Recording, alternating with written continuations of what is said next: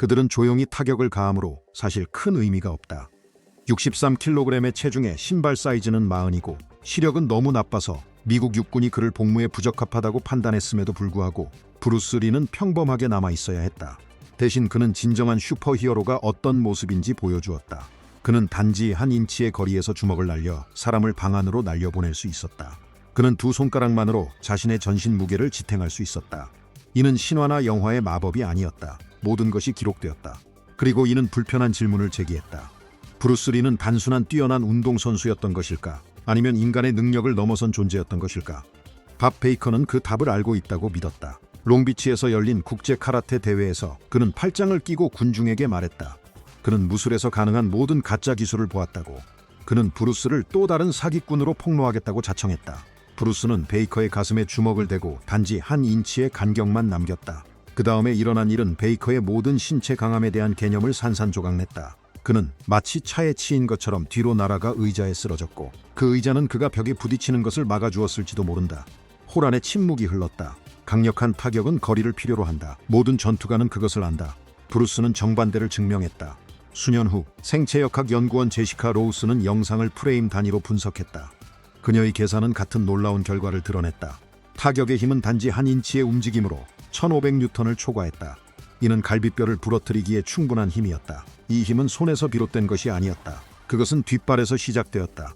지면에서의 밀림, 그 힘은 다리를 통해 이동하고 엉덩이에서 회전하며 몸통을 가로질러 가속화되어 손목을 통해 윕 크랙처럼 터져나왔다. 모든 근육은 밀리초 단위의 정밀도로 활성화되었다. 비효율성 때문에 대부분의 전투가는 잠재력의 30%조차 활용하지 못한다. 그러나 브루스는 거의 모든 것을 다루었다.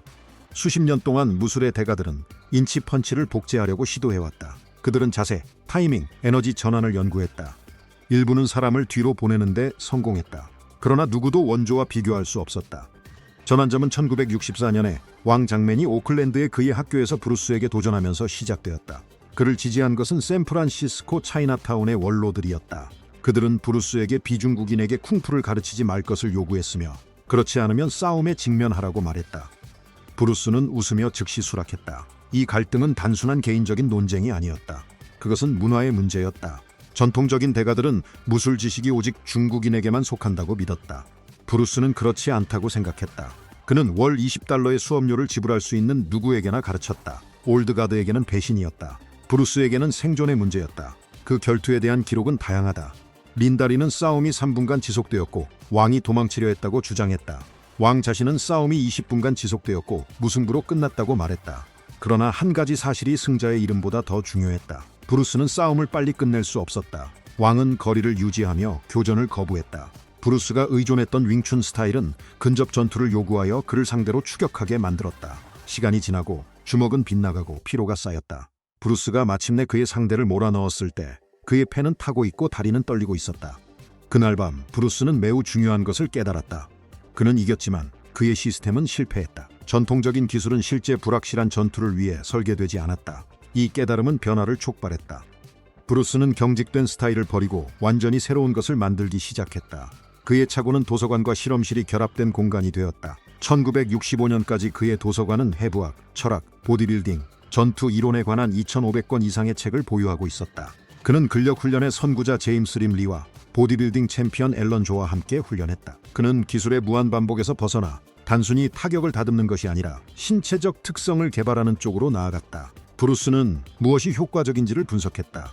속도는 빠른 섬유 근육에 의존했고 힘은 전신의 협응에 의존했다. 그의 훈련은 특정 분야로 나뉘었다. 힘, 지구력, 유연성, 스파링, 각각 특정한 신체적 특성을 개발했다.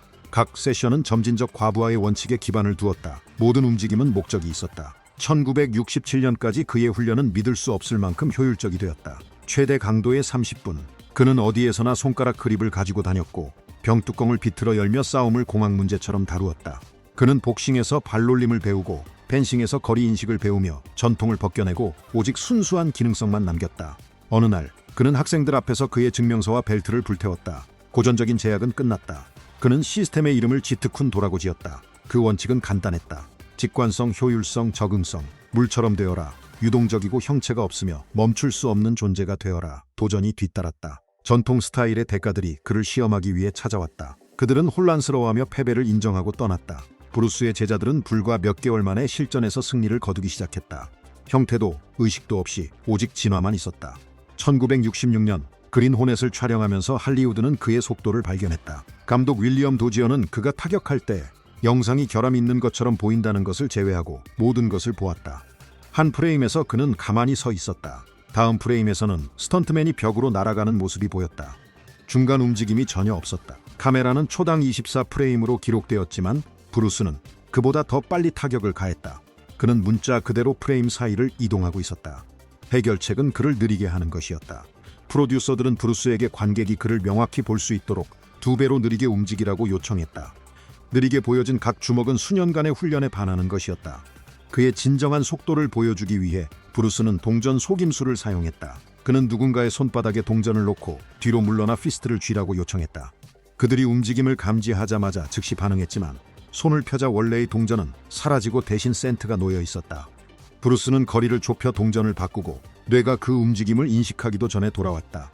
미세한 접촉조차 결과를 초래했다. 그의 한 제자는 통제된 타격을 막으려다 어깨가 탈구되었는데 접촉 자체가 아니라 인간의 이해를 초월하는 속도에 반응하려다 발생한 일이었다. 브루스가 용쟁 호투를 촬영할 때 그는 높은 프레임 레이트와 슬로우 모션 촬영을 사용하여 가시성 문제를 해결했다. 그 결과는 사실감을 보존하여 그의 움직임을 식별 가능하게 만들었다.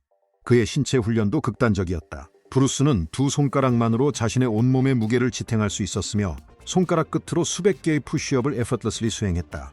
이것은 속임수가 아니었다. 그것은 일상이었다. 그의 훈련은 모래로 시작되었다.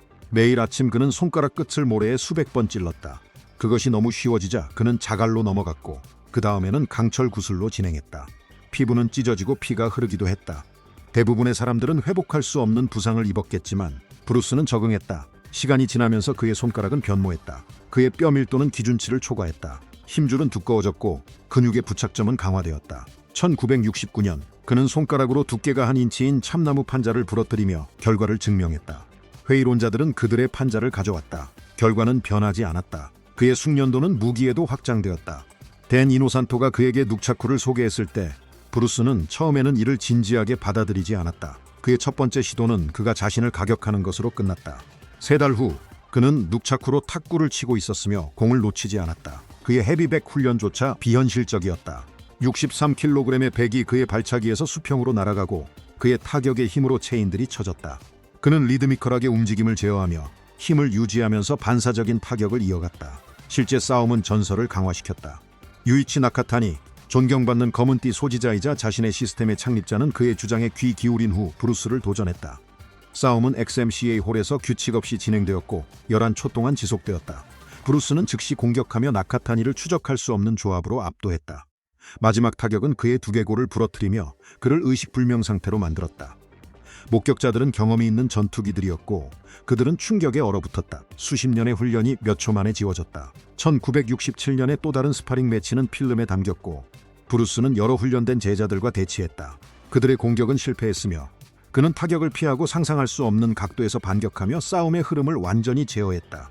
놀라운 것은 속도나 힘이 아니라 정밀함이었다. 그는 타격이 목표에 몇 센티미터 남짓한 거리에서 멈추거나 필요할 때 모든 힘을 발휘할 수 있었다. 그가 직면한 가장 놀라운 한계는 그의 시력이었다.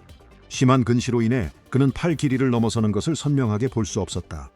미국 군대는 그를 복무불능으로 간주했지만 그는 포기하는 대신 적응했다. 그는 시각적 세부 사항에 의존하는 것을 중단하고 어깨 긴장, 엉덩이 회전, 체중 이동을 읽기 시작했다. 그는 미세한 신호를 통해 공격을 예측하는 법을 배웠다. 그는 시사오시 연습을 통해 감각을 개발하고 안대를 착용하며 촉각 지각을 훈련했다. 그는 오직 촉각에 의존하여 싸움의 흐름을 제어할 수 있었다. 학생들은 그를 인간 레이더와 비교했다. 그의 불리함은 오히려 장점이 되었다. 상대방은 그의 시력이 좋지 않음을 취약점으로 여기며 과소평가했다. 그들은 그가 상상할 수 없는 방식으로 움직임을 인식하는 법을 배웠다는 것을 깨닫지 못했다. 고통스러운 구식 콘택트 렌즈에도 불구하고 그는 지속적인 불편 속에서 훈련했다. 그의 날카로운 시선은 자극을 통해 초점을 맞추려는 시도의 결과 중 하나였다. 그는 이 문제에 대해 공개적으로 이야기하지 않았다. 용쟁호투가 개봉되었을 때 그의 죽음 며칠 후 모든 것이 변했다. 이 영화의 박스 오피스 수익은 예산을 훨씬 초과하여 무술이 세계 영화에서 지배할 수 있음을 증명했다. 더 중요한 것은 브루스가 고정관념을 깨뜨렸다는 것이다. 이전에는 아시아 배우들이 조연으로 렐레게이트 되었다. 그는 평등을 요구하고 캐리커처화된 묘사를 거부하며 주연 배우가 되었다. 그의 영향력은 모든 곳에 퍼졌다. 스트리트 파이터 2와 같은 격투 게임은 그에게서 영감을 받은 캐릭터들을 소개했다.